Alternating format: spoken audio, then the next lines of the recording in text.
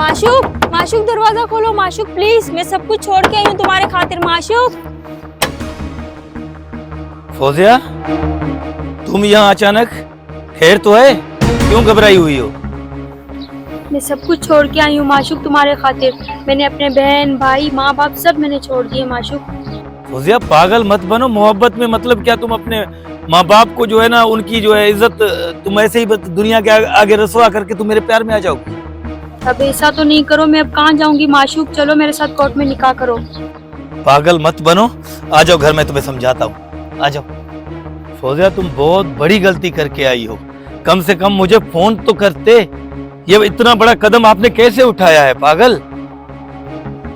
अगर हम लोगों ने कोर्ट में शादी कर ली है तो आपके माँ बाप सारी जिंदगी अपना सर नहीं उठा सकेंगे। मैं कुछ नहीं जानती माशूक। कुछ नहीं जानती? पागल हो गई हो, क्या हो गया तुम्हें? एक तो बच्चों वाली हरकत की है आपने। देख मैं ऐसी मोहब्बत कभी भी नहीं कबूल करूंगा जो मोहब्बत अपने माँ बाप को जो है ना माँ बाप की जो है इज्जत को मट्टी में मिला के मेरे पास आ जाए।